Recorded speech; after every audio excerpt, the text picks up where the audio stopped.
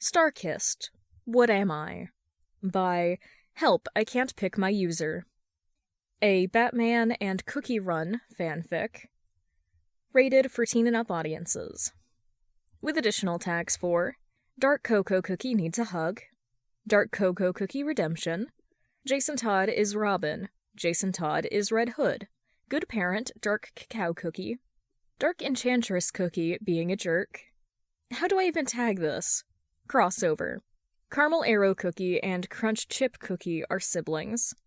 Caramel Arrow Cookie and Dark Choco Cookie are siblings. They are all siblings. Cassandra Cain is Black Bat. Jason Todd-centric. Summary. Dark Choco Cookie never expected this would happen to him. Even in a world full of magic and witches that created them, he never thought that one day he would fall into a portal and be brought to an unknown world. When he became Jason Todd, he didn't know what to do. Was he Jason Todd or Dark Choco Cookie? Would he ever figure it out? AKA, the weirdest thing I've ever written that somehow turned into a metaphor. Tomorrow, when the farm boys find this freak of nature, they will wrap his body in newspaper and carry him to the museum. But tonight he is alive and in the north, field with his mother. It is a perfect summer evening, the moon rising over the orchard and the wind in the grass, and as he stares into the sky, there are twice as many stars as usual. Two-headed calf, Laura Gilpin. Dark Choco Cookie was many things. He had once been a prince, but that was in the past now. He had worked under Dark Enchantress Cookie's orders, and that was similarly only in his memories now. A banished prince and a fallen soldier had no place in these lands. He was finally free from the sword's corruption, and he got to have his own thoughts now. But with those thoughts came all the memories of his mistakes. Nowadays, most of the time he feels at peace. But right now, with all of this going on, his mind can't help but drift back to the worst of his memories. The pale ailment spreading across the kingdom was no less than concerning. So, Dark Choco Cookie tried his best to help. Gathering the chocolate shoots was nothing short of a challenge, but it was worth it in the end. If his actions have even the slightest positive effect for the kingdom, then he would do it. It's the least he could do, to repent for everything he's done. Dark Choco Cookie tugged the hood off. The ground crunched from beneath him. The sound of the wind blowing rushed past him. There was a portal, Dark Choco Cookie realized, and it was pulling him in. "No!" he screamed as the ground fell from under him. He felt himself hit the ground as he looked up. This wasn't the forest. It looked to be a kingdom, but was far less respectable than the Dark Cacao Kingdom was. Dark Choco Cookie got up and his eyes widened. He looked different. He was noticeably a lot shorter than the buildings around, and he wasn't a cookie anymore. What was going on? Dark Choco Cookie managed to do some research about the strange kingdom. He was in a place called Gotham, and he was currently the equivalent of a freshly baked cookie. There were many things he had to learn, like that the strange pointed things that are used for grabbing are fingers, like the ones he used to have as a cookie, except there's 5 of them now, or that his legs have these things called feet on them now.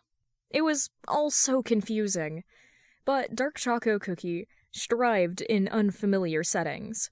He collected as much information as he could, and began to try and find a way back. He never ventured far out from the area he first landed in. It wasn't so bad. If anything, this crime alley had far more opportunities than anywhere else did. There were many others without a home like him, and they helped teach him how to get by. He made a living's worth by taking up the only thing he seemed to be good for: stealing. Dark Choco Cookie's new body was perfect for going unnoticed, and his own practiced agility helped him get away if it was ever needed. The tires, however, were something new. He didn't exactly mean to. He just saw it lying there and decided to take it. The man behind the counter whistled. "Nice catch. This'll get me enough money for the winter. Good work, kid. What's your name?" he asked. Dark Choco Cookie froze. Most people didn't make small talk on the streets. He didn't exactly have a suitable name, really. The Dark Choco Cookie looked around before he said the first name he saw around the establishment. "It's Jason," Dark Choco Cookie said, as he looked back to the word plastered on the back of the vehicle he got the tire from. "Jason Todd." It had been 2 years since Dark Choco Cookie left Crispia. Well, left isn't exactly the best word. Taken is more accurate. He had gotten good at surviving in this new world. He's gotten accustomed to being Jason Todd by now. Jason Todd was what Dark Choco Cookie wasn't. He was all playful grins and mischievous taunts. He was closer to how Dark Choco Cookie acted as a young cookie. Sometimes it felt like putting on old robes that didn't quite fit anymore. Other times it was as natural as breathing. Either way, Dark Choco Cookie breathed life into the name Jason Todd. It was a cold night tonight, something that only reminded him of home, of the Dark Cacao Kingdom. Dark Choco Cookie walked through the small pathways in the different alleyways. Tire stealing became something that could get him enough materials for a few months, so he did it as often as possible. So tonight, he was trying his best to find the unlucky person who left their vehicle unsupervised. Dark Choco Cookie slipped through the small path and looked around. So far, he hadn't seen any cars. He followed through another alley and paused. One of the best vehicles Dark Choco Cookie has seen since arriving here sat there in the entrance of the alley. He quickly got to work. There's no time to gawk at it. The owner might come back soon. Instinct took over, and Dark Choco Cookie managed to get 3 of the 4 tires off. This vehicle had multiple different defense mechanisms that Dark Choco Cookie can see from here, but didn't have any protection on the wheels. If he didn't know any better, Dark Choco Cookie would say they were begging to be robbed. A failed prince to a thief. Could he get any more pathetic? Dark Choco Cookie put the tires he managed to get in a dark corner. He paused for a second. The owner isn't back yet. It wouldn't be that bad to get the last tire, right? Dark Choco Cookie tugged the last one off when he noticed the presence of someone behind him. Oh! He swiveled around, the tire still in his hands, and swung as hard as his body could. The person behind took a step back, and Dark Choco Cookie met the eyes of the person behind him. He's made a huge mistake. Batman, someone who he's only heard rumors about even after 2 years, looked down at him. He's only heard whispered words about the man, more of a legend than a person, stopping crime around Gotham. Batman was someone that he absolutely did not want to meet. Dark Choco Cookie had no idea what to do, so he did the only thing he could in this world. He sunk deeper into the persona he's made up for Jason Todd. "Stay away from me, you big boob," he threatened, as he raised the tire iron and hit the same spot the tire had hit. This time, Batman didn't even stumble. Instead, he grabbed the tire iron from Dark Choco Cookie's hand. His heart sank down in his chest as he backed up until his back hit the wall. No, it wouldn't end like this. Dark Choco Cookie was not about to be killed by a grown man in a bat suit after all he's been through. He tensed up, ready for the attack he was sure was coming. Batman stopped right in front of him. "Who sent you?" he asked, his expression uncharacteristically soft. "What?" Dark Choco Cookie blurted. "I don't work for anyone," he said after a moment of hesitation. Batman stopped in his tracks. "What's your name?" he asked. Dark Choco Cookie paused. Where was this going? "Jason Todd," he said, his chin up to show the bat he wasn't scared of him. "Would you like something to eat, Jason?" Dark Choco Cookie ended up being adopted. It wasn't that weird. Bruce revealed himself as Batman and brought him to his house. Dark Choco Cookie should have known someone with a car like that would be wealthy. Acting like Jason Todd every second of the day was exhausting. It only brought back memories of when he was young and naive. Maybe acting like this only came so easily to him because it was how he used to act. Nevertheless, Bruce was a far better person than Dark Choco Cookie had first assumed. He had gotten close to the man without meaning to. He was a fierce warrior when the streets of Gotham called for him. But in the day, he tried his best to be a kind caretaker. It reminded him of his father, and that was what made Dark Choco Cookie swear he'd be better. He's already failed one father. He won't fail another. He smiles when he has to, he greets Bruce with excited exclamations, and goes over his new training with vigor. It was nice. "Have you gotten the hang of it yet, Jason?" Bruce asked. Dark Choco Cookie wasn't used to this feeling. He was officially Robin now. He would have never said this before, but the day he first put the suit on felt like magic. Being Robin was magic. He feels himself slowly sinking more and more into Jason Todd. Some days, he felt more Jason Todd, son of Batman, than the failed prince that was Dark Choco Cookie. Maybe this was for the better. "You okay, chum?" Bruce asked. "I'm just thinking." Bruce sat down next to him on the roof. "I don't think I'm the same person as before," he whispered after a moment. Bruce considered his words for a moment, as he kept silent. "I feel like I'm failing everybody I knew before. As if I'm betraying them by changing." He explained to Bruce. "People grow and change, but that's okay. Nobody is ever just one thing, and I'm sure everybody you knew before would be proud of you for it." Bruce's words hung in the air for a few moments, and Jason believes him. "Alfred, get the fear toxin antidote ready," Bruce calls out as he enters the cave. "Jason, he couldn't breathe, You're no son of mine." Someone was pulling him up, and he could feel it, but... "Father, I'm so sorry, I didn't mean to, I didn't." He breathed out. His mind was whirling. Dark Cacao Cookie was standing in front of him. A cruel face of disappointment reflected on his face. No, this couldn't be happening. He felt his own body move without permission, and saw the sword in his hand. No, not this. Not again, please. He saw his own hands raising towards his father, and ready to strike. No, Dark Choco Cookie tried his best to put the sword down, to leave it there, and never come back, but his body wouldn't comply. The rest of it went just as he remembered, only in his nightmares. Dark Choco Cookie tried to kill his own father. He still couldn't move. He was only a spectator in his own body. Was this pomegranate cookie's magic again? What was happening? What was happening? Dark Choco Cookie jolted as his surroundings cleared up. "Breathe. You're okay, Jason," Bruce said, from the side of the medbay bed. He was in the medbay. Jason took a couple of breaths in, as his mind calmed down. He was in the medbay. He was no longer controlled by that sword. It was only fear toxin. He felt his hands start to shake.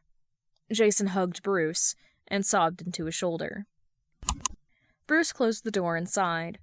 It had only been a few days since Jason got hit by fear toxin for the first time. To say he was worried was an understatement. He knows Jason has his own issues with his past, but Jason never told Bruce anything about it. Bruce slumped down into the chair. The fear toxin revealed some things about Jason's past, but not enough to actually help. Alfred put a cup of tea down onto the stand next to him. "What's wrong, Master Bruce?" he asked. Bruce sighed once more. "It's Jason. Ever since he was dosed with the fear toxin, he's been off," Bruce explained. "He's still recovering.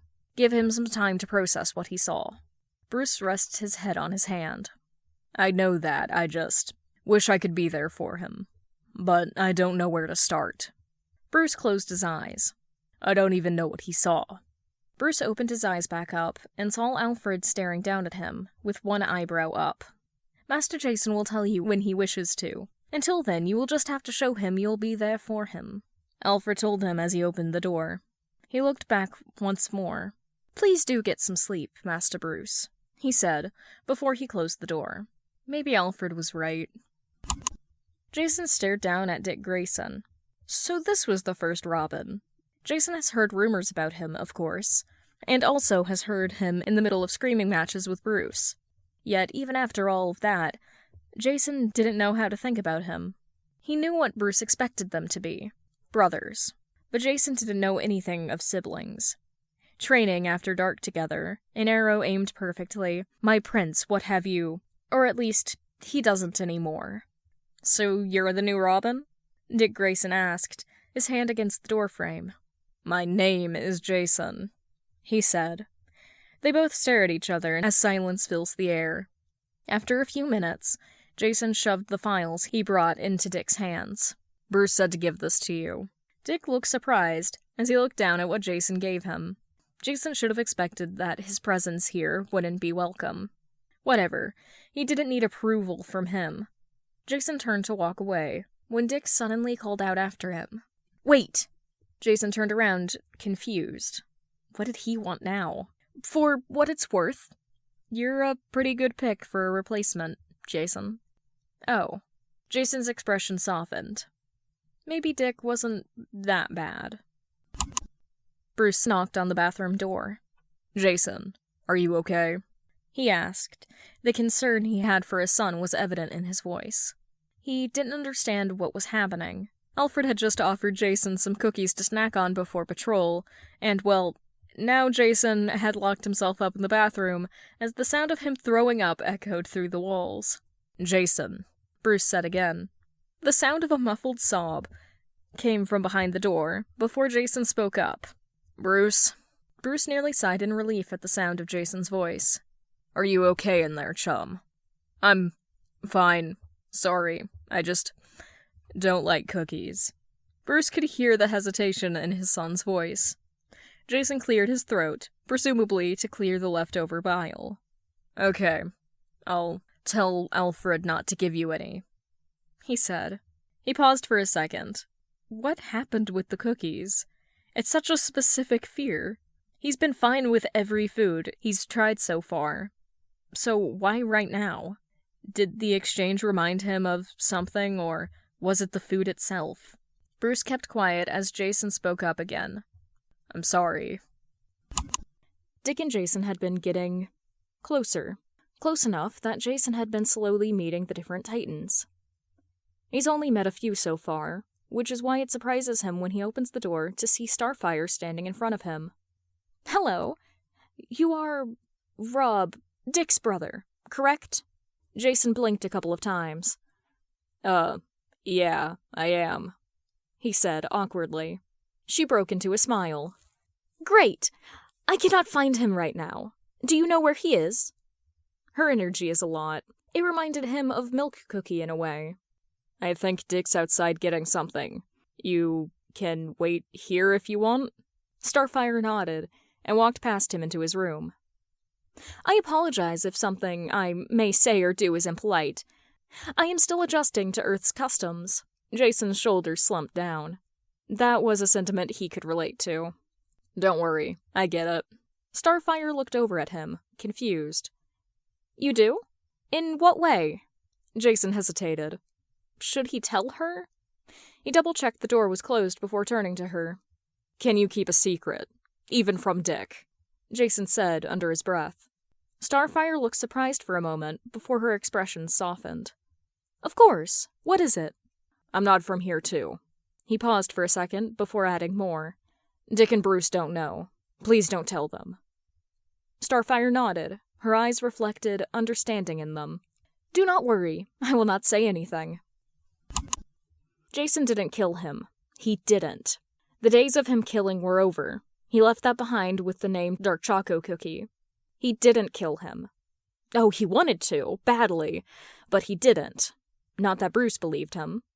They fought and fought. Enough that sometimes Jason felt like he sounded like Dick back when he would yell at Bruce every time he visited. He thought Bruce would believe him, not leave him alone without support like this. He had nowhere to go. He thought he could stay here with Bruce for however long he needed. But it was clear he wasn't welcome anymore. So Jason did the only thing he knew how to. He ran. He got the first ticket out of Gotham and left. He was in Arizona first, then the UK, then Brazil, and now he was in Ethiopia. He hasn't heard of any Batman sightings, but he doubts Bruce is looking for him. Probably off with the League or something. Jason put on a jacket and tied the laces of his boots. He'd be fine out here. He knows how to survive alone. He has for longer than he's been in this body. Jason slung the backpack of his stuff around him and went out of the small abandoned building he had found. He should get going now. He stayed here for too long. There's always a chance someone might catch on to where he is. He's not exactly hiding very well. He took his Robin suit before leaving and has been helping out everywhere he went. If Bruce really did want to find him, He could have had Barbara look for Robin appearances, or looked for plane tickets that had aliases close to his name. But no, Bruce didn't want to find him. Jason just isn't his son anymore. As soon as Jason made his way into town, a woman ran up to him. She had short blonde hair and a pleading expression on her face. "Have you seen Robin? I heard he's around here, and my friend, she cut herself off with a sob." Jason blinked. "Where's your friend?" She shook her head. "She was kidnapped by that clown, from Gotham. I need Robin, please find him," she cried. Jason tried to put on the most reassuring expression as he could. Bruce wasn't here, and he doubted anyone would connect him and Bruce Wayne due to the fact that he had no public appearances yet. "Don't worry, I'm Robin. I need you to tell me where your friend is." Something indescribable flashed in the woman's eyes for just a moment. After Jason changed into his Robin suit, he walked to a warehouse the woman said was just down the road. He learned a couple of things as they both made their way down the road. The woman's name was Sheila, and she has actually been to Gotham before, and she worked in a refugee camp not far from here.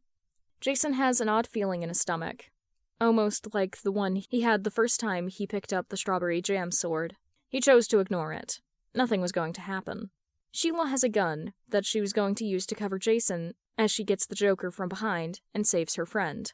It was a simple plan. It'll go fine. Even if Joker was one of the more dangerous rogues, what other choice does he have? Bruce wasn't going to come and help. And he has to save everyone he can. Jason stopped right outside the warehouse.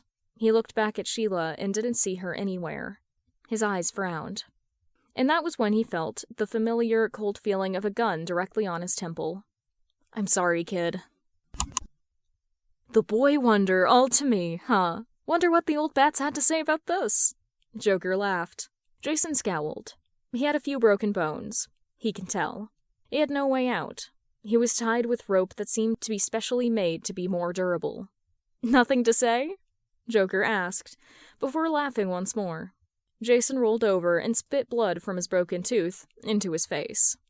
The Joker glared down at him, and for a second, Jason thought he was going to be hit once more, before he instead grabbed a tissue from inside his coat. He was distracted. No better time than now. Jason let himself fall back into the instincts he learned back when he was still a cookie. Dark Choco Cookie kicked the Joker's legs, ignoring the pain that came with every move. He crawled over to the Joker and tore at everything he could with his still-bound hands. If the Joker wanted him to be a wounded dog, then he'll be the animal that killed him. Sheila, who had been smoking in the side, finally noticed what was happening and brought out her gun. Time seemed to slow. 1. Dark Choco Cookie stopped his attack. 2. The bullet got closer and closer. 3. Joker slipped out of his grasp. 4. The bullet tore through his skin and lodged itself into his chest, through a hole in his suit. Dark Choco Cookie collapsed back down and hit his head on the concrete. The Joker stood above him, as his vision flashed in and out. "You're no fun," he said. Dark Choco Cookie looked up to see the Joker's bruised face and bleeding mouth. He grinned. At least he got a couple hits in. Joker hit him with a crowbar. Dark Choco Cookie winced and curled into himself. "You've got no manners, do you?" He hit him again, and again, and again, and... Batman whirled through the small town, in the Bat-cycle, as quickly as he could. Jason was here. He had so many things he needed to apologize for. And worst of all, there had been rumors that the Joker followed him. He needed to find Jason. He had asked some of the townspeople, and they said they saw a blonde woman leading Robin just north of the town. Batman went through the path before he stopped in front of a warehouse. The beep of the bike told him that Jason's tracker had activated due to how close he was. He was here. Batman ran towards the warehouse, when it all blew up in front of his eyes.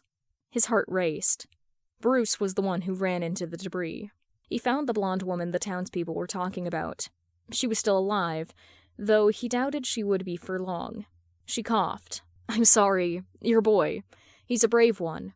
He protected me from the explosion, even after I sold him out." She coughed again. "Go get him." Bruce didn't hesitate to oblige, and ran the opposite way. He fell to his knees when he noticed the ragged cape feet away from him. He dug into the debris and pulled the concrete off. He let out a sob when he saw Jason's body. In light of everything, he looked so small, only a child. His features were bruised and beaten almost beyond recognition, but Bruce could recognize that face anywhere. He pulled Jason's body into his arms and felt the tears form. He was too late. Hey, Dick, I don't know if you're getting these, but, I kind of ran away from Bruce. I'm not in Gotham anymore, but I met this woman. She says she needs help, so I can't make this too long. I just wanted you to know where I am. You said you would always pick up, but I guess you're on a mission or something. Anyways, I just wanted to keep you up with what happened. Bye. The voicemail was like a knife to Dick's gut. His brother was dead. He arose with the smell of the dead and the sense that something is wrong. He walked and walked. His mind felt slow, foggy. He didn't recognize any of these faces. Father? His legs were tired. His fingers were bloody. His vision was spotty at best. At least, it was when his eyes would actually open. And all he remembered were two people. The face of his father looking down on him as a small cookie, and the face of Bruce, his new father, looking down on him as he stole something. Everything else was blank. He felt like he was dying. Or did he already die? A clown laughed in his ears every time someone touched him. What was his name again? Jason was choking on green. These days, he could never remember who he was. Was he Dark Choco Cookie or Jason? With Bruce, he was always Jason. Now? He didn't know. All he knew was this. Talia al Ghul had found his catatonic body in the streets. Nobody knew what brought him back to life. She kept him for a while, before putting him into the Lazarus pit. He was back with his mind restored, before being forced out of the League by Roz and sent on needless journeys around the world. Talia meant it for training. Jason saw it as enlightenment. He's been here before.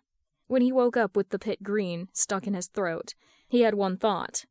Bruce failed him. Bruce didn't save him, and he didn't kill the clown. He felt the same anger the strawberry jam sword had provoked in him. It was then that he realized the League was not unlike the strawberry jam sword and the cookies of darkness. The League of Assassins, at least, did not want to destroy all of Earth, and many of the people there weren't nearly as disgusting as Pomegranate Cookie was. But he was nevertheless reminded. And with the reminder came the realization that he should not blame Bruce. He's been late to saving innocent lives countless times. He should not hold a grudge for someone being late to him. The least he could do, for Bruce's efforts, is to stay away until he is certain he won't try and kill him through provocation. He's been through this before. What's one more time? It had been exactly 6 years since he was killed by the Joker today. April 27th. 6 years of not seeing Bruce outside of newspapers. He finished his training about a year ago. He picked all of it up rather fast. For a year now, he's just been traveling, roaming everywhere around the world. He'd been feeling more like Dark Choco Cookie recently. The only time he's ever felt this close to when he was still a cookie was when he just arrived here. He's decided he should go back to Bruce. It's only fair he doesn't stay away forever. He had made the mistake of waiting too long before, and let him say never again. It's time to go back to being Jason Todd, son of Batman. He needed a new vigilante identity. Just going up to the manor was awkward. He needed to come back with something big. So, he became the Red Hood. Maybe the name was a little redundant, but the Joker took Robin from him, so he'll take his old name as well. It's what he deserved, after all. As soon as he went to Gotham, he had one thing to do. Kill the Joker. He shot him from afar, let him have the insignificant death he would have hated. Then he got a suit and helmet made. Now he just needed to plan how he's going to reveal his identity. This should be fun. Maybe it was a little dramatic, but it's been a while since he's been able to enjoy acting as Jason Todd. This was a mistake. Jason should have never stepped anywhere close to here. He never should have been in Bloodhaven in the first place. He was just going to check if Dick still lived in the same apartment. He wasn't expecting to be caught by him. Jason? Jason's shoulders slumped down. Well, He wasn't expecting to reveal himself this early, but maybe this wasn't so bad after all. "Hey, Dick," he whispered. He waited for the emotions. Guilt, or maybe anger? But none of it came. Instead, Dick just sighed. He thought the hallucinations had stopped. He mumbled. Jason blinked. What? Hallucinations? Dick hallucinated him? Why? "I'm real, Dick." Dick just shook his head. The first time was a mistake. The second wasn't. Neither was the fifth. Making this a habit wasn't a good idea, but he needed to make sure Dick was doing okay. Hallucinating wasn't exactly speaking of an awesome mental health. "I wonder if this is how you would look if you grew up," Dick said, in between bites of a cold muffin. Jason rolled his eyes. "It is, because I'm real." Dick snorted out a disbelieving laugh. "Not falling for that again, little wing. I'm smart, remember?" "Sure he is." Jason resisted the urge to punch Dick in the face multiple times because, 1, that would show he is real, and 2, he's gotten strong enough to break Dick's nose if he does that. I don't think he would grow to be this big. The malnutrition and all, you know? "Wow, thanks for that." "Oh, fuck off," Jason retorted. "Language," Dick said, in a fake, high-pitched voice, as he got up to throw the muffin away. "Seriously? All you've had all day is that muffin, and you can't even finish it?" Jason said. "Didn't know hallucinations could be this snarky," Dick grumbled under his breath. Jason only rolled his eyes again. But one thought stopped him. Did his father ever miss him quite like the Waynes did? Perhaps he'll never know. Jason didn't plan for this. When he decided to become Red Hood, he thought that, at most, he would save a few people he ran into, not accidentally become a crime lord, and become known as Crime Alley's protector. To be fair, it's not like it's a bad thing. If someone like this was there back when he was trying to survive on the streets, life would have been easier. If only Jason was able to become a figure like this back in Crispia. Jason put on his helmet and looked down the streets. That's when he heard a scream. Back to work. Fuck Black Mask. Fuck all of his dealers. And fuck whoever decided burning this apartment complex just to get back at someone for their debts was a good decision. Jason had never been so glad that the helmet filters out smoke. He tore off a half-broken door and went into one of the apartments. He heard the sound of crying and screaming from deeper in. He raised an arm up to shield himself from the falling debris and made his way through the ruined building. The floor was nearly about to collapse. He has to hurry.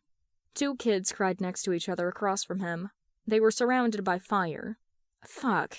"Hey there," he said, trying to keep his voice as soft as he could, from underneath the helmet's modulation. The older one sniffed. "Red Hood?" Her voice cracked. "Yeah, that's me. Where's whoever is taking care of you?" he asked. "Mommy's at work," the younger one said. "Okay, he can work with this." The older one keeps coughing, most likely from the smoke inhalation. "Here's what we're going to do. I'm going to give you my helmet, and then I want you to get as far away as you can from the fire, okay?" he said. The older one nodded through her tears. He unlatched the helmet and threw it over. She caught it easily and clasped it back on. Jason took a breath. Okay, part 1 done. Now he needed to get over there somehow. Jason took a few steps back before he squeezed his eyes shut for a moment and ran as quickly as he could. He opened his eyes and jumped over the fire as best he could. Jason winced at the feeling of his leg getting burnt by the still spreading fire.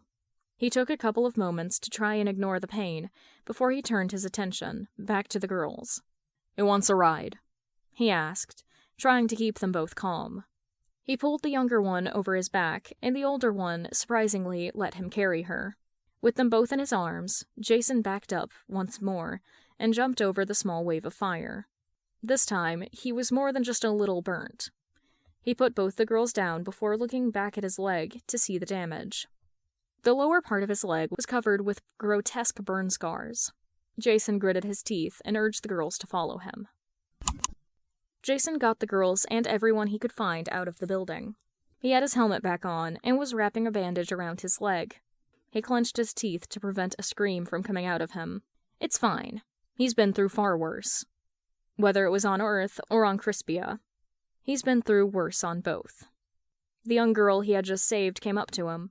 He blinked at her sudden appearance. He had just dropped the two off with their very concerned mother. What's she doing here? "Hey," Jason said, kneeling down next to her. "Mr. Red Hood, are you okay?" she asked. Jason smiled. "I'm okay. Don't worry about me. How about your sister?" "Maya's fine. Are you secretly a skunk hybrid from a different world?" she asked, bluntly. Jason couldn't help but snort out a laugh.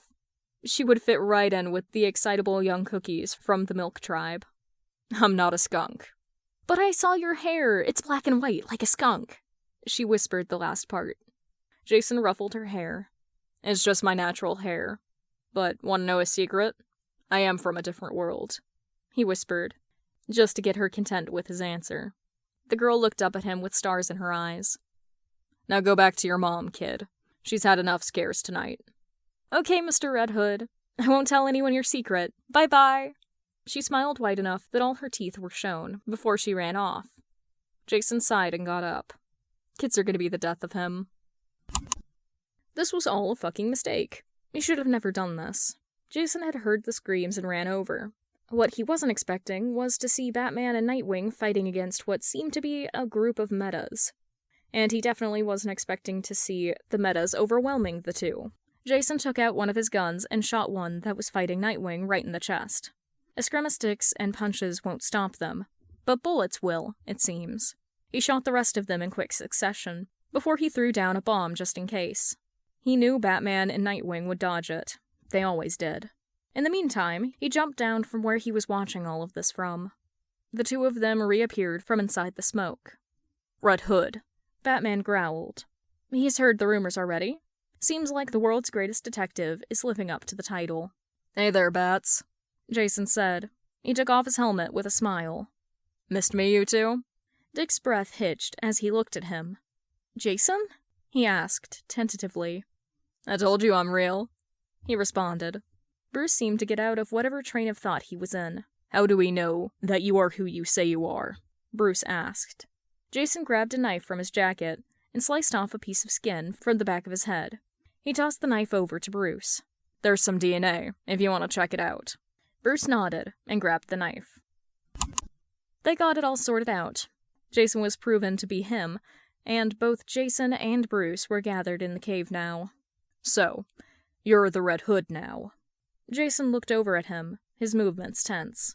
He knew what that question means. Bruce disapproves of his killing. Is he going to be rejected by a father again? "Yeah, I am," he said.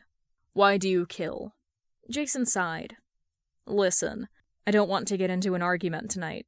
I'm not changing my methods, and that's all there is to it." Bruce nodded. "Fine. We'll talk tomorrow. But Jason?" He looked directly into his eyes. "I'm sorry for not saving you." Things slowly get better. Jason and Bruce had countless arguments about their own choice methods, but they seemed to reach a point where they both silently agreed to disagree. He met the new additions to the Gotham Vigilantes. Despite his original hostility towards his replacement, Tim wasn't so bad. Cassandra was definitely his favorite, though. Jason stared into the mirror. He had just gotten back from patrol, so his hair was flat from the helmet.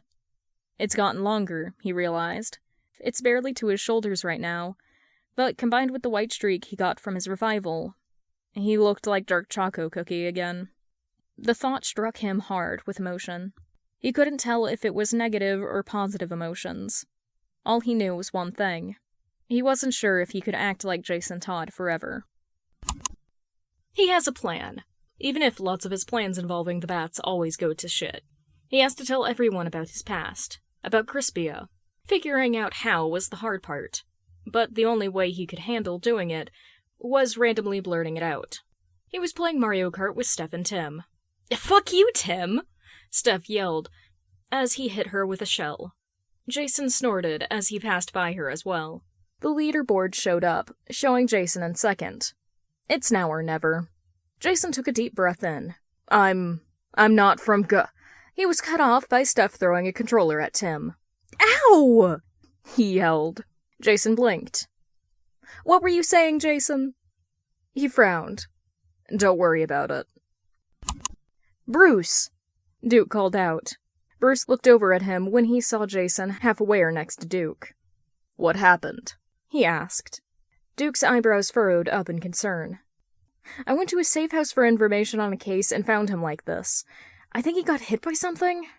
Bruce took Jason in his arms and put him down on a medbay bed, near the entrance of the cave.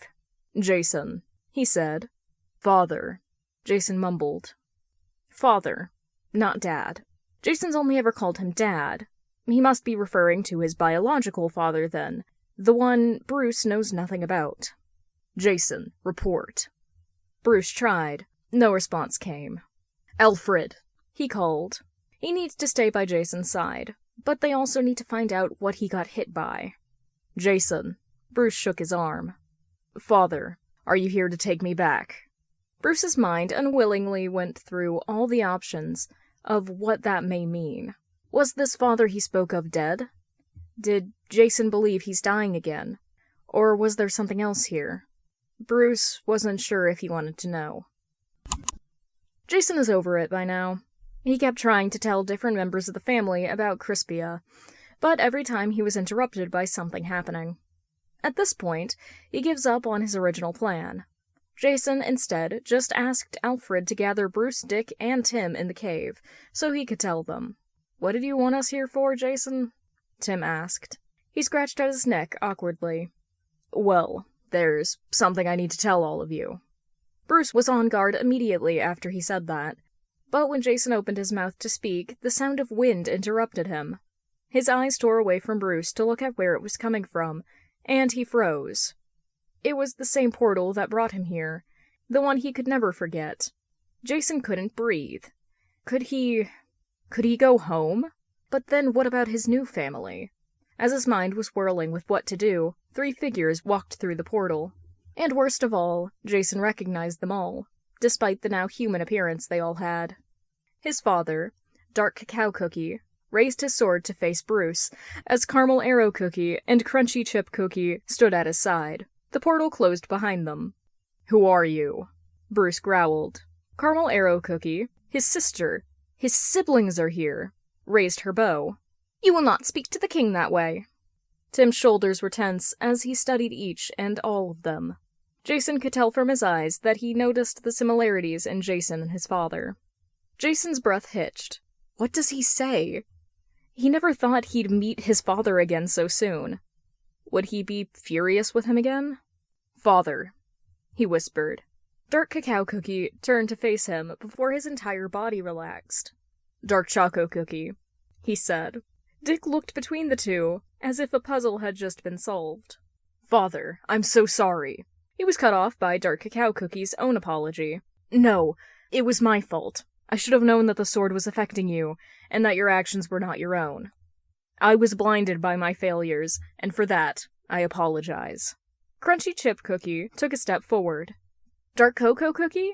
Is it really you? You look different, he said. Dark Choco Cookie looked down at himself.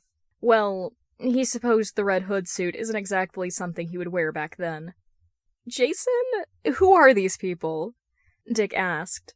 It was then that Dark Choco Cookie remembered that Bruce, Dick, and Tim were all watching this exchange. Jason turned to them, and was about to explain, but what came out instead was, let's go upstairs. Yeah. Dark Choco Cookie, Jason, awkwardly sat down on the couch.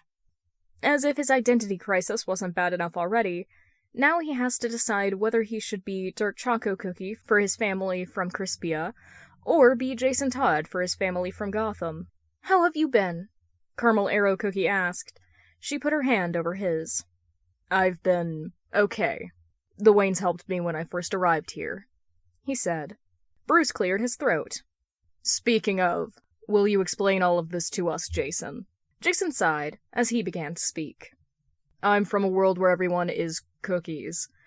I'm from a kingdom in Crispia called the Dark Choco Kingdom, where I was born the prince.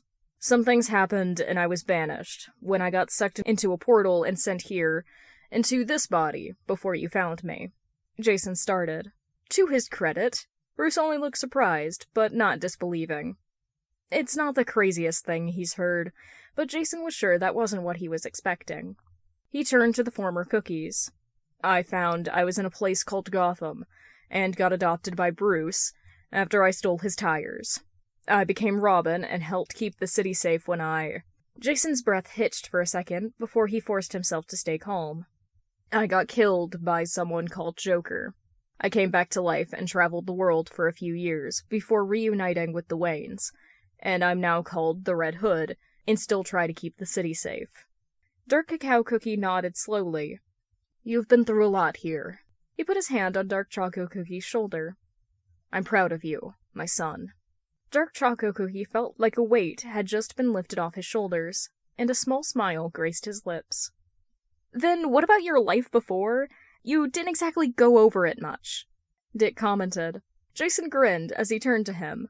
He can finally explain it all. By the end of all the explaining and answering questions, Jason's throat felt sore. That's enough for today. Our guests can stay in the guest rooms for now, yes? Alfred said as he picked up everyone's cup of tea. Bruce nodded. Yes, that would work. Do you mind following me for a moment? He asked Dark Cacao Cookie. Dark Cacao Cookie and Crispy Chip Cookie followed both Tim and Bruce to the guest wing. Only Dick and Caramel Arrow Cookie stayed with him. So, you're Jason's... sister? Dick said hesitantly. Caramel Arrow Cookie smiled. Yes, I see Dark Choco Cookie as a brother, and you are his brother as well, right? She asked. Dick smiled back. I am. Dark Choco Cookie had the feeling the two would become good friends. Jason awoke with the dread that all that happened last night wasn't real, and he'd wake up to find them all gone. There was no sound in his room, but the faint noise of the morning bird perched in the tree outside his window. The sun shone through the curtains and into his eyes. When was the last time he slept here in the manor? Jason didn't remember. He got up, being acutely aware of the pain in his left leg and the aching of his scars all over. He held back a groan as he opened his door. He walked without a certain destination in his mind, and before he knew it, Jason stood in front of the room where Caramel Arrow Cookie was staying in. Dark Choco Cookie knocked on the door before he entered. She was sitting on the bed, so he sat down next to her. How's the kingdom? He asked, his voice raw from just waking up. It's good. We got over the pale ailment fine thanks to the king, she explained. Dark Choco Cookie looked at her, confused. When he left, the pale ailment had been going on for some time, but he's lived an entire life here, so why has it just ended for the cookies in Crispia? How long did the ailment last? He found himself asking. Not very long, Caramel Arrow Cookie said to him before she paused. Why? When I was brought here, the ailment had just started, and I have lived life here for quite some time already. Caramel Arrow Cookie understood immediately. I see. So time passes differently here. I can assume so. The two sat in silence for a while longer. Dark Choco Cookie relaxed in the fact that his sister is alive and well, but this entire time one thought has been nagging at him. Why do you not hate me? Caramel Arrow Cookie turned to him. Why should I? Dark Choco Cookie frowned. I've done many things to earn your hatred. I almost killed my father. I unleashed the cookies of darkness upon the kingdom. Why shouldn't you hate me? He said, a bit frustrated at himself. Dark Choco Cookie dug his nails into his side. I could never hate you, my prince, and all of those actions you've just spoken of were due to the Strawberry Jam Sword's influence, not yours, she whispered. Dark Choco Cookie didn't respond. He didn't say a thing, as she took his hand and traced the scars that were scattered all over him. In return, she didn't say anything about the tears welling up in his eyes. Bruce sat across from Jason's father in the dining room. Neither spoke for a long time. It was Dark Cacao Cookie who broke the silence. You're the one who kept my son safe for all this time, he stated. Bruce nodded. You should be proud of him. Jason has become a good man, he said. Yes, he has. He's always been, deep down, Dark Cacao Cookie said before he paused. Thank you for taking care of my son, he said, his tone soft. When Jason came downstairs, Caramel Arrow Cookie by his side, he didn't know what to expect. What he didn't register as an option was Crunchy Chip Cookie excitedly talking with everyone at the table. He sat down with an amused smile. "You have dogs?" Tim asked, his eyes narrowed. "Not dogs, wolves! I'm the commander of the Cream Wolves!" Crunchy Chip Cookie said. "What I don't understand is how you guys run as cookies. Do you just jump around?" Tim asked. Crunchy Chip Cookie groaned. "You sound like Strawberry Crepe Cookie!" Jason snorted. He had met that cookie once. With how intense they had seemed in their analysis, he could definitely see the similarities. "If anyone is alike, it is the King and Wayne," Caramel Arrow Cookie said after she set her cup of coffee down. Jason's shoulders relaxed. Is this what a perfect life felt like? He wasn't sure, but right now everything just seemed perfect. Jason was sprawled out on his bed when the knock came. "Come in," he said. Cassandra walked in. Jason sat up, surprised. "Cass," he said. She smiled. "I heard from Barbara what happened." She sat down next to him. Jason nodded. "You would like my sister, Caramel Arrow Cookie. Have you met her yet?" he asked. Cassandra shook her head. "No, I came up here as soon as I got to the manor." Jason hummed but didn't respond. "How are you feeling about it?" she asked, with a concerned look on her face. Jason didn't know how to respond to that. "I'm fine. The whole thing is a surprise to me. I haven't really processed it all yet," he explained. Cassandra was one of the people who he could say what he was truly feeling these days. Ever since she became Black Bat and finding herself, she's been more dependable, and Jason appreciated her for it. "What about you? You holding up okay in your new apartment?" he asked. Cassandra let a small smile tug at her lips as the two descended into their regular catching up. "Jason?" Barbara called out as soon as Jason entered the clock tower. Jason stopped and went over to Barbara. "What's up?" he asked. "Dick told me about the situation, so I've been working on a way to get everyone back home, and..." She trailed off, showing the computer to Jason. On it displayed a couple of different graphs of energy. In one spot, there was a giant fluctuation of energy levels. "That was caused by the portal?" he asked. She nodded her head. "It was. So I think if I can cause those energy levels again, a portal can open up. What do you think?" Jason felt like his heart stopped beating at that moment. He could go home, but to do so, he'd have to lose this home. He knew realistically that everyone would have to go back eventually. He just hadn't expected it to be so soon. He pulled his face into a smile. "Sounds great, Babs. Good work." Dark Choco Cookie... Jason... He didn't know. He didn't know who he was supposed to be. He's been flipping between roles depending on who he was talking to, but he knew he can't keep that up forever. He needed to choose. He needed to choose between Gotham and Crispia, Bruce and Dark Cacao Cookie. It seemed like an impossible choice. How could he even pick? Dark Cacao Cookie expected him to go with them. Bruce expected him to stay. He felt powerless in the face of this decision. Dark Choco Cookie sat down on the roof. He stared up at the cloudy night sky. Every time it rained, he still had the instinct to hide, to not get soggy, but now he's immune to it. He reached out a hand to catch a raindrop. It trailed down his palm before falling out of his hand. He frowned when he heard the sound of someone walking. Dick sat down next to him. "What are you doing here?" Jason asked. "You are really predictable," Dick said instead of answering the question. "What are you doing here?" Dark Choco Cookie repeated, a bit more forceful this time. "I just wanted to check in on how you're feeling." Jason blinked at him before gesturing down at himself, as if to say, "He's alive." Dick shook his head. "Not like that. How are you feeling with your family being here?" he said. Jason opened his mouth to rattle off the same answer he's been giving to everyone, before Dark Choco Cookie was the one who paused. Should he be truthful? I don't know who I'm supposed to be," he replied. Dick immediately softened. "What do you mean?" "Bruce expects me to stay here and be Jason forever, but my father expects me to go with him and be Dark Choco Cookie again. I don't know what to pick. I can't be Jason Todd, son of Batman, forever, but I don't know if I can be Dark Choco Cookie forever either, he explained. Dick stayed quiet for a while, processing this. Why can't you be both? He asked. Jason looked him in the eye. And what? Switch between two names depending on who I'm talking to forever? That'll never work. I'm already getting tired of switching between the two. Dick shook his head and playfully nudged Jason's arm. Not like that. I mean, why can't you be Jason, son of Batman, and Dark Cacao Cookie? He paused. He hadn't thought of that. Would it be possible? I'll think about it. Dark Choco Cookie laid awake in the night, mulling over Dick's words. Jason Todd, son of Batman, and Dark Cacao Cookie. Would it be possible?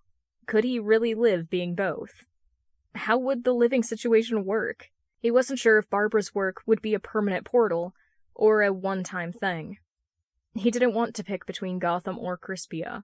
The choice just wasn't possible for him. He'll have to tell Bruce and his father this. He already dreaded the conversation. Tomorrow morning, he'll tell them both at the same time.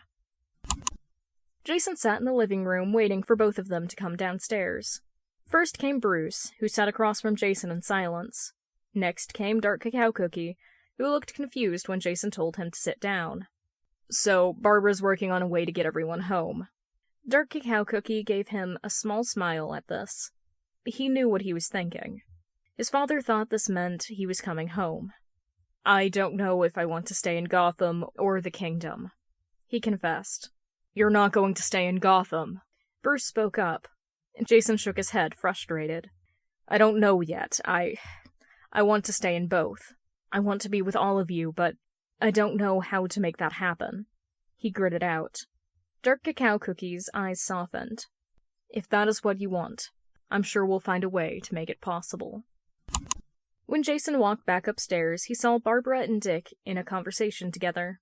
Hey, you two, he said as he passed by. Jason, come here a moment, Dick said. Jason came to stand next to the two. What? He asked. Barbara showed the computer she was holding. I think that I can figure out how to get everyone home, but the portal will have to be permanent. Is that okay with you? Jason doesn't think he's ever nodded faster. Jason felt like he was glowing these days. He doesn't remember a time where he was this happy. He can do it, go between Gotham and Crispia whenever. He doesn't have to be one or the other. He could keep both sides of his family with him forever.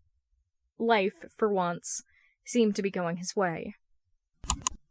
Jason stood in front of a secluded area of the cave that was decided to be where the portal will be situated.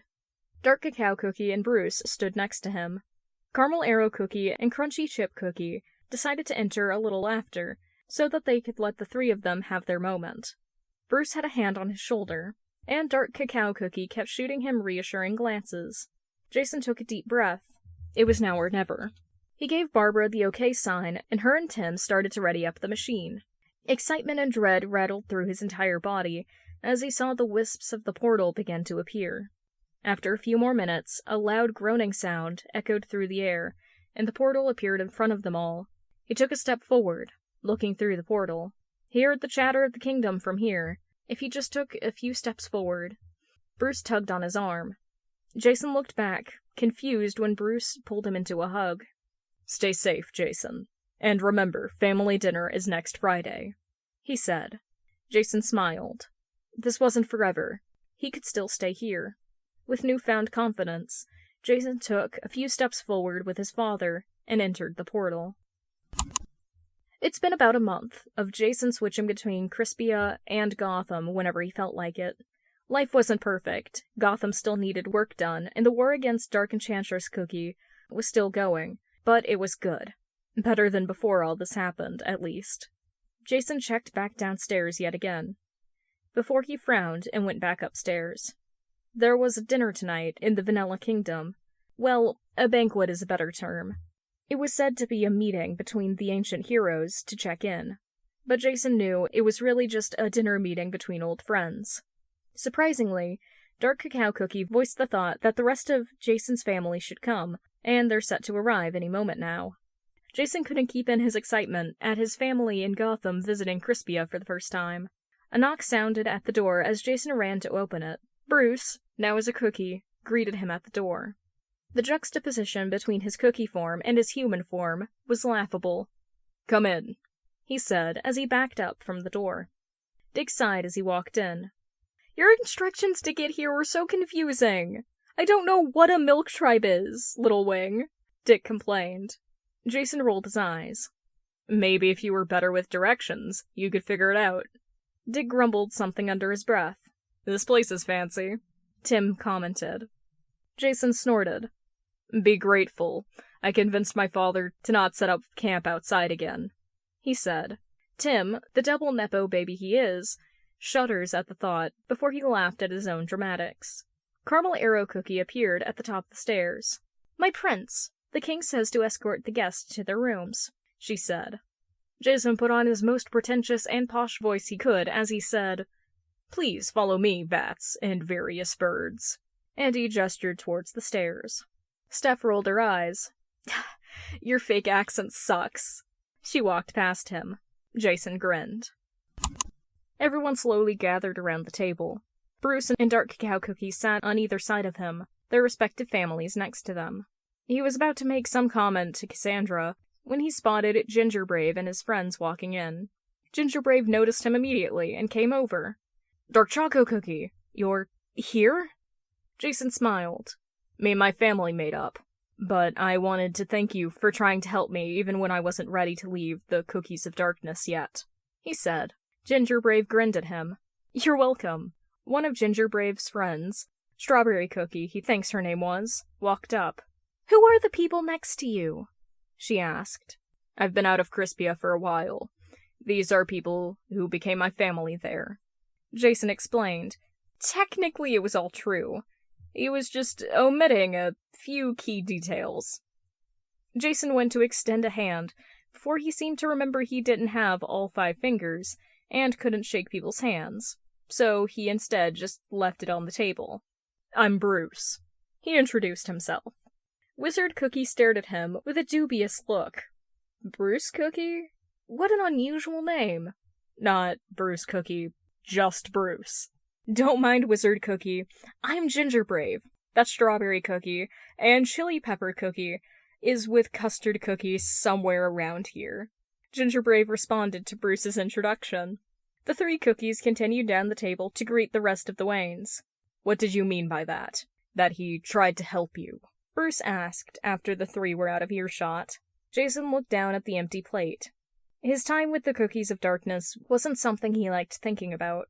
When I was still with the Cookies of Darkness, I met Ginger Brave, and he offered me a chance to leave them, but I refused. He explained. Bruce put his hand, where his fingers would be, on Jason's shoulder. "For what it's worth, I'm glad you eventually left, even if it took some time." Not too long after, Pure Vanilla Cookie came over to greet him. "Dark Cacao Cookie, it's nice to see you again," he said. Jason smiled. "Pure Vanilla Cookie, how's it been?" "Our efforts against Dark Enchantress Cookie are going well so far. What about you?" Jason looked around at all his family gathered in one spot. "It's been surprisingly great." Pure Vanilla Cookie gave him a wide smile at his words. After Pure Vanilla Cookie arrived, everyone else invited arrived as well. Eventually, all of the ancient heroes gathered in the dinner hall. The excited chatter of cookies talking was scattered across the hall as it quickly filled. Hollyberry Cookie came over after 4 glasses of berry juice. "Dark Choco Cookie! Why has it been far too long? You've grown strong like your father, I see," she said. Jason flushed in embarrassment. The last he had seen Hollyberry Cookie was when he was still young. "It's been a while, hasn't it?" he replied. Hollyberry Cookie seemed to notice Dick, who was still next to Bruce. "And this is the brother of yours I've heard Dark Cacao Cookie talking about?" she asked. Jason nodded. "It's nice to meet you. My name's Dick," he said with a polite smile. Trying to make a good impression, huh? Well, Jason appreciated the offer to not embarrass him. Hollyberry Cookie laughed. "There's no need to be so formal. I mean no harm." Dick cracked a smile before he laughed along with her. What is it with Dick making friends with every cookie he meets? The food came just after Holly Berry Cookie left Dick alone. What is this?" Steph asked, looking down at the stew she had just gotten. "Hot jelly stew," he said. Steph looked down at her food again, more concerned this time. Right, none of them were accustomed to eating food like this. Crunchy Chip Cookie passed down a jelly pizza to Steph. "Here, this is probably easier for your taste buds," he explained. A crow flew over top holding a gold gauntlet, a familiar laughing sounding through the hall as Jason spotted a cookie chasing after the crow. He blinked. Was that Golden Cheese Cookie's gauntlet? He's surprised she would ever let a crow take something that's hers. Jason's memories of Golden Cheese Cookie were more scattered than the rest of the ancient heroes. Her kingdom fell early into his childhood, so he only has a few memories of her from when he was young. He looked around for where she was sitting when he accidentally caught her eye. Jason looked away immediately, but it was too late.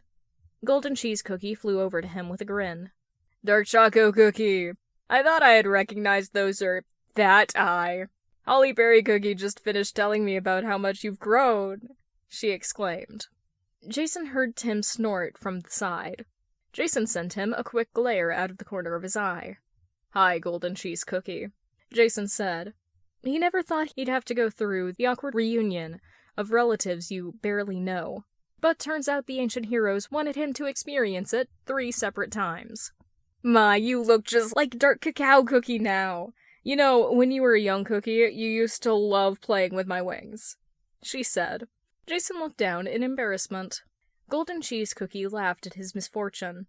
"It's good to see you, Dark Choco Cookie," she said before moving on to bother his father. Jason resisted the urge to sigh. As the night went on, Jason heard whispers. Whispers from cookies who knew him when he was a cookie of darkness, who knew him still as the Traitor Prince. He felt like everywhere he went, there were stares. He heard people gossiping that he's actually on a mission from Dark Enchantress Cookie to steal information, or that it's just a matter of time before he kills his father, or... Jason got up from his chair. "I need some air," he mumbles. He walked out of the dining hall and didn't stop until he was outside. Jason took a deep breath. He sat down on the grass and looked up at the sky. What if those people were right about him? Counting his time on Earth, it had been about 20 years in human time since he left the Cookies of Darkness.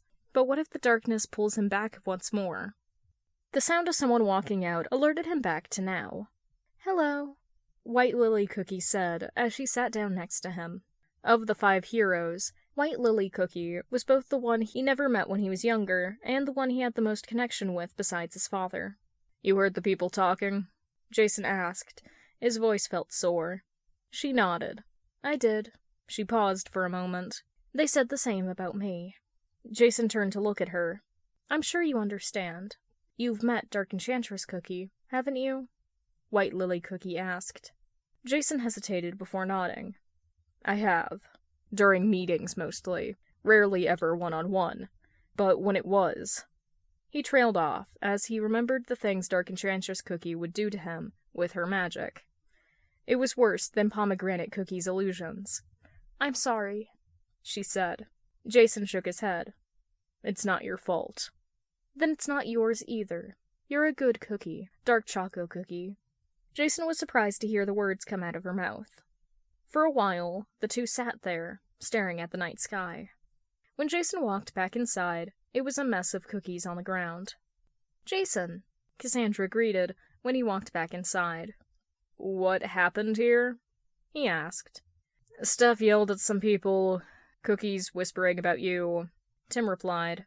"I punched some," Cassandra added. Jason blinked. "They did that for him?"